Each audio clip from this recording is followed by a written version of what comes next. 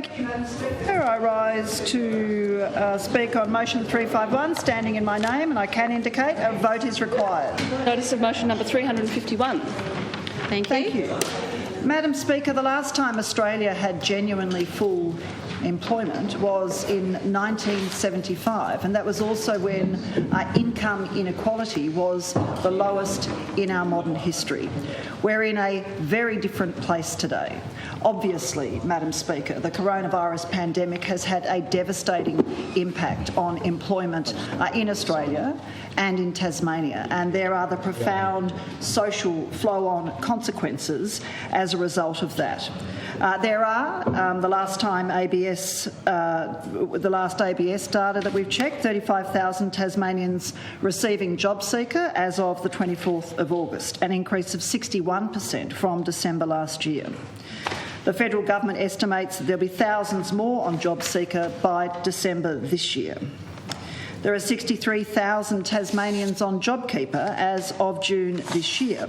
And as we know, Madam Speaker, the JobSeeker coronavirus supplement will be cut from Friday and JobKeeper will be cut from Monday.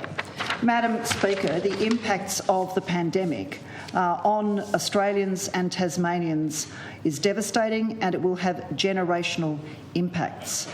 The power of having employment, of having a job, and the dignity of work, Madam Speaker, cannot be overstated. But what the pandemic has taught us is that we need a new deal in Australia. We need a Green New Deal for a more productive, happier and healthier country, Madam Speaker. And for our young people, we need to give them genuine hope for the future, and we need to commit to them that we recognise there is no going back to normal because normal wasn't working. It wasn't working for them, it wasn't working for the economy, it wasn't working for our society, Madam Speaker, and it most certainly wasn't working for nature. And what we know, Madam Speaker, is that unemployment and underemployment were already significant issues before the pandemic hit. We need to look at the fact that a huge untapped human potential exists in our society. And it is a failure of economists and governments, Madam Speaker, that we haven't tapped into that human potential and recognised the enormous capacity that it has to lift the nation's productivity, as well as to tackle those entrenched cycles of socio-economic disadvantage in Australia. Dr Stephen Hall from the School of Economics at the University of Adelaide estimates that underutilisation, which is both unemployment and underemployment, is currently at about 20% in Tasmania. And of course, as we know, Madam Speaker, that number would be much higher. There'd be many more people who'd be underutilised without JobKeeper. And prior to the pandemic, the underutilisation rate in Tasmania was about 16 or 17%. There's an excellent paper, a brief paper on a job guarantee that's been prepared by Dr Stephen Hall. And he notes that we have had in this nation full employment. We have had low income inequality. But since then, generations of policymakers and opinion formers have taken it for granted that unemployment and underemployment are inevitable characteristics of a modern economy. And as Dr Hall points out, consequently, generations of the unemployed, underemployed and insecurely employed have faced severe financial hardship and distress. Unemployment has also been shown in dozens of studies by economists, psychologists and other social scientists to have a wide variety of non-financial costs for the individuals concerned, their families and the broader community. The experience, Madam Speaker, of unemployment has a permanent impact on the well-being of most people, and a prolonged period of unemployment makes it more difficult to get back to work and particularly damaging to the future employment prospects of younger workers. And Madam Speaker, it is young Australians and young Tasmanians who've been kicked hardest in the guts by this pandemic, but they were being kicked before.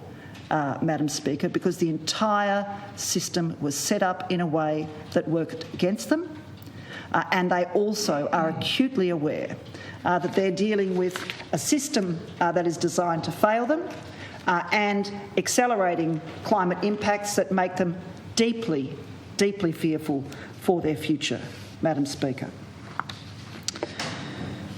We have to recognise, Madam Speaker, that intergenerational inequality has resulted in poor economic health and educational outcomes for thousands of Tasmanians, and it has trapped people in cycles of intergenerational poverty, Madam Speaker.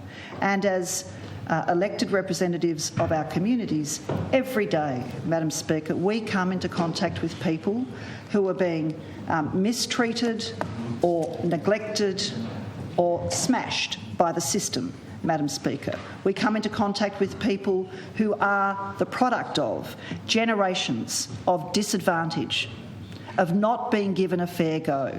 And at the heart of a jobs guarantee, Madam Speaker, is fairness, is respect for human dignity and the value of work, Madam Speaker, to an individual's well-being as well as to a society's well-being, Madam Speaker.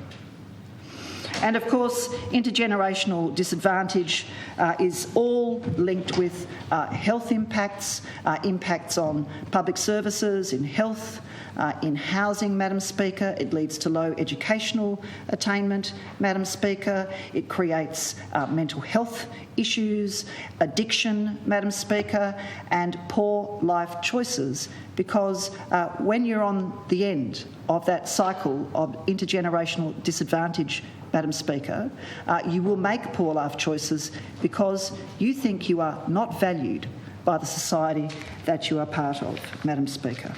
We need economic justice in this country.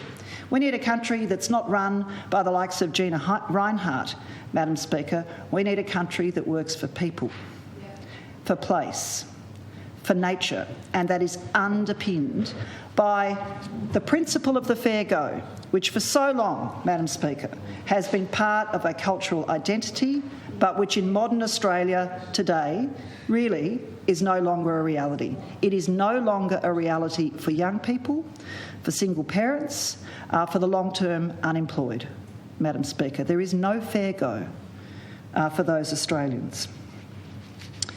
We need to accept that the majority of unemployed and underemployed people are in unfortunate circumstances, Madam Speaker, through no fault of their own. And the evidence tells us that the private sector has never employed enough people, Madam Speaker, even though really they should be able to, but you've got billionaire corporations who are pocketing profits and tax cuts and not reinvesting that money into people, into human capital, into lifting the nation's productivity, happiness and health, Madam Speaker. And of course, we've had wage stagnation in this country for the past 25, 30 years, Madam Speaker. So the system by design keeps wages low as prices go up, Madam Speaker. So a third of all workers prior to COVID had to live with their wages not growing at all, Madam Speaker. And we need to understand and accept, instead of just paying lip service to this, that access to a reliable and livable income is essential to meet all the basic needs like food, housing, healthcare, transport costs and other bills, as well as accessing education and training. But what we know in Tasmania today, and it's not that different from what's happening around the country, Madam Speaker, is that according to the last Australian Bureau of Statistics survey, there are around 1,500 Tasmanians who are without a home. Elective surgery waiting lists are ballooning, meaning those who can afford private health insurance, who can't afford private health insurance, are suffering more and more compared to those who can. Because of changes at the federal level to the GP arrangements under the Abbott government, accessing bulk billing doctors is now impossible for too many Tasmanians. And as we've heard today, there is pressure on our emergency food support services because more and more Tasmanians are being pushed to the breadline and going to organisations like Food Bank, to the neighbourhood houses and accessing food that way, Madam Speaker. Of course, we know that petrol prices are going up, electricity prices are going up, and inflation for essential items has been going up much, much faster, Madam Speaker, for luxury items, and of course this disproportionately impacts on the poor. We need to recognise that providing more work opportunities benefits individuals, societies and economies as a whole. It takes the pressure off people to search for every cent. And there's plenty of research to show, Madam Speaker, if you are so poor that you don't know where your next loaf of bread is going to come from, your system floods with cortisol, which is a stress hormone, Madam Speaker, and that leads people to make poor choices too. It's enormously stressful to be poor. To get your latest electricity bill before the kids have come home from school and to wonder how on a single parent's pension you are going to pay for it. The stress impacts on you as a single parent, and as soon as the kids walk in the door, the stress hits them too, Madam Speaker. And in some families, the stress is so great that when the power bill comes in, Mum will crack open a bottle of wine, Madam Speaker. These are the hard truths of intergenerational poverty and a system that is shafting too many Australians and too many Tasmanians. We need to accept, Madam Speaker, and embrace the fact that dealing with the colliding challenges of the climate emergency, long-term disadvantage and the impacts of coronavirus will require ambitious government action. It will require heart from government as well as a strategic eye on the future of this country and its incredible, creative human capital, Madam Speaker. We can tackle the climate crisis and recover from the pandemic, Madam Speaker, through a reset of our economic and social system. We need a jobs guarantee in this country, Madam Speaker. We need to make sure that every Australian who wants to work can work, Madam Speaker.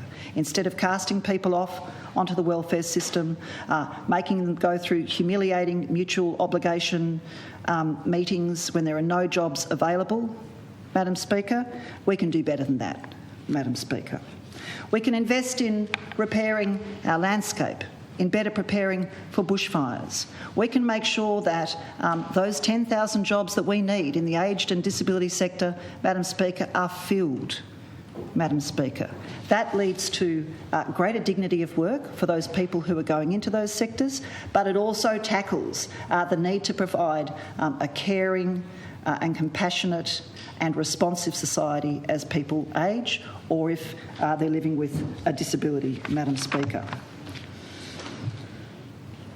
Once upon a time, Madam Speaker, as I've said, in the decades following the Second World War, the Australian government was committed to a policy of full employment, and the experience of the Depression and World War II made it clear that no one was safe from the risk of unemployment or underemployment, so outdated distinctions between the deserving and the undeserving, or as former Treasurer Joe Hockey called them, the lifters and the leaners, Madam Speaker,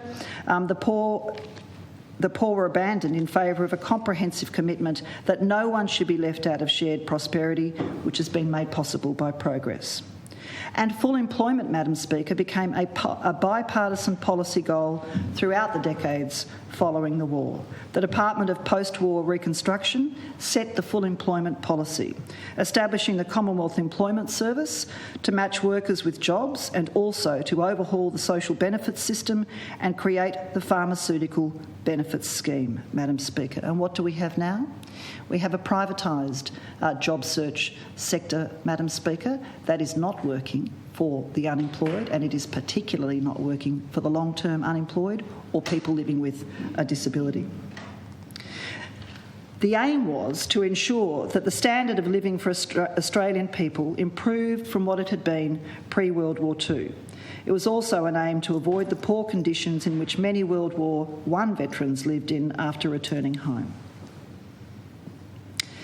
We need to recognise, Madam Speaker, that since the full employment policy was abandoned, the private sector has never employed all willing labour participants, even in economic booms. The national unemployment rate has averaged more than 6% since full employment policies were abandoned. In the 30 years before that, Madam Speaker, unemployment only went above 2% once. The Jobs Guarantee, Madam Speaker, helps to smooth out the expansion and contraction in the private sector. And what we've learnt through this pandemic, Madam Speaker, is that when the chips are really down, the private sector will not come to our rescue.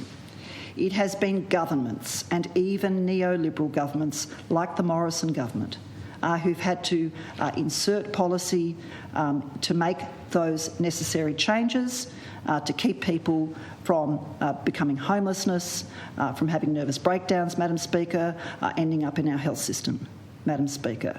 We've had JobKeeper, which has helped people enormously, but the benefits in many ways went to business.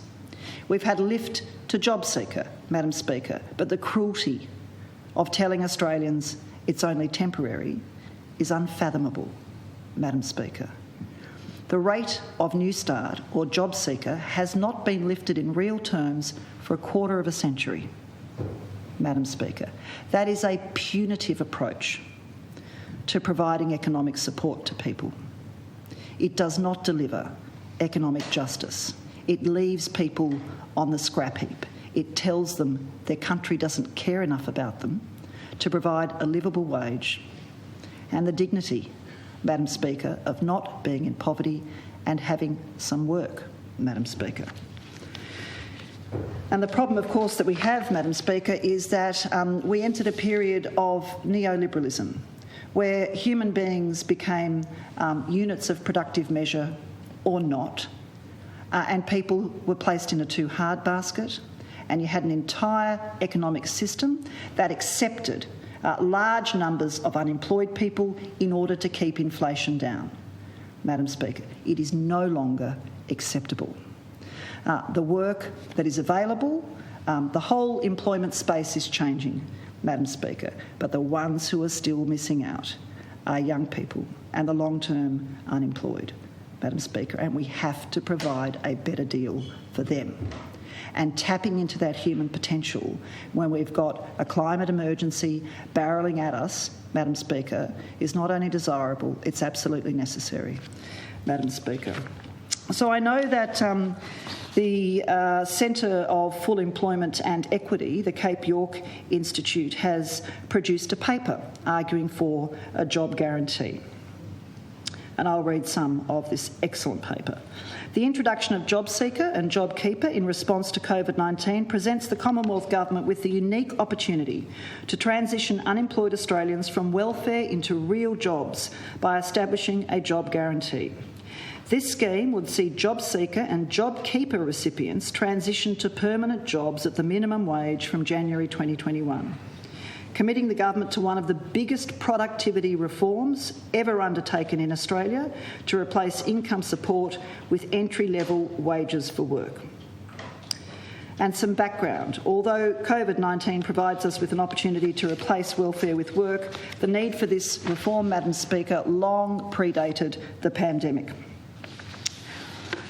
The paper points out that monetary and fiscal policy has been geared to keeping inflation low and to achieving fiscal surpluses respectively.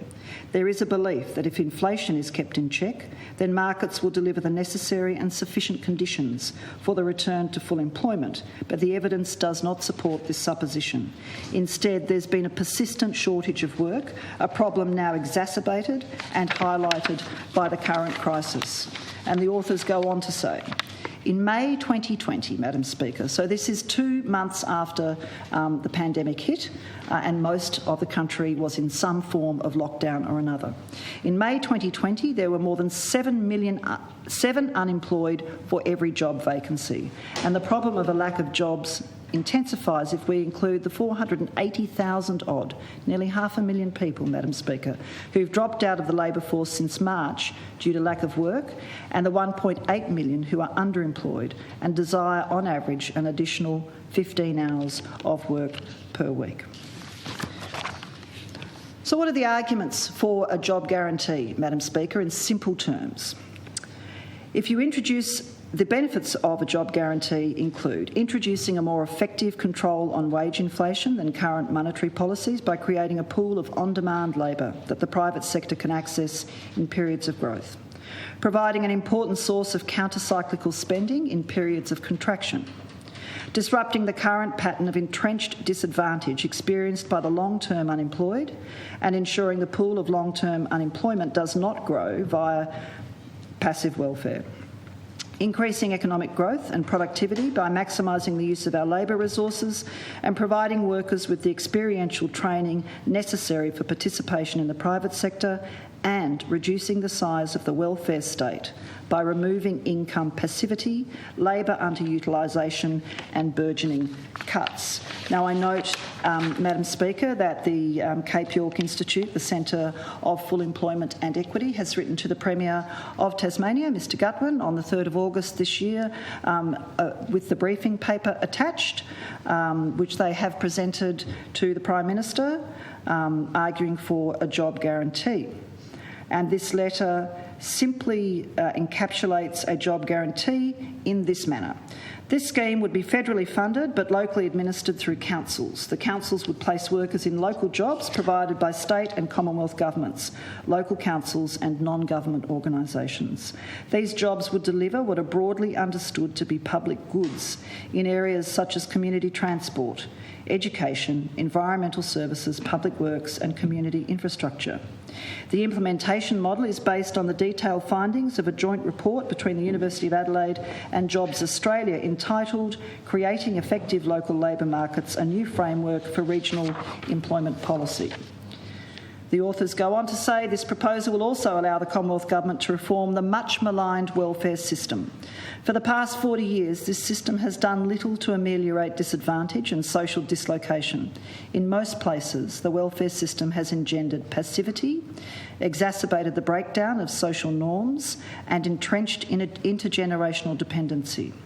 Left unchanged, this system will exacerbate the scarring experience by a new class of Australians rendered unemployed by COVID-19 and put additional burdens on state services such as housing, child protection, health, education and criminal justice. And the authors sought a meeting with the Premier, who I understand is very busy, but in his response, the Premier, and to his credit he did respond, talks about PESRAC and encourages the authors to make a submission to PESRAC, Madam Speaker, but doesn't commit to a meeting. We'll certainly be making another submission to the Premier's Economic and Social Recovery Advisory Council, Madam Speaker, arguing for a jobs guarantee. Now, we acknowledge that a full jobs guarantee is not something that the Tasmanian Government on its own could afford. It is estimated that it would cost the Commonwealth around $1 billion a year to have a full jobs guarantee. But of course you have the offsets in the welfare system, Madam Speaker. But there isn't any reason why Tasmania couldn't make a start on this. And Madam Speaker, I'm certain that Australia will have a jobs guarantee one day. The imperative for this policy is unarguable and it's urgent, Madam Speaker. The private sector, the billionaires, Gina Rinehart, they have failed us, Madam Speaker, and they have failed our young people. And we have such enormous challenges confronting this country even today, Madam Speaker. We need to make sure that every Australian who can roll up their sleeves and do some work to give something back to their country, to tackle the climate crisis, to restore our landscapes, to look after people. We need to make sure every Australian who is willing to work, and it would be a voluntary scheme, is able to do so, that they receive at least the minimum wage for doing so, and that some money goes into their superannuation, Madam Speaker, because that, of course, is another huge social and economic cost of the system that has been engineered for the billionaires and not for poor Australians. So many Australians have a zero balance in their superannuation. and that entrenches the most terrible disadvantage. It consigns people to poverty in old age, Madam Speaker. As a wealthy country, surely we can do better than that. And what we've learned through this pandemic, Madam Speaker, is that the way governments spend money is about choices.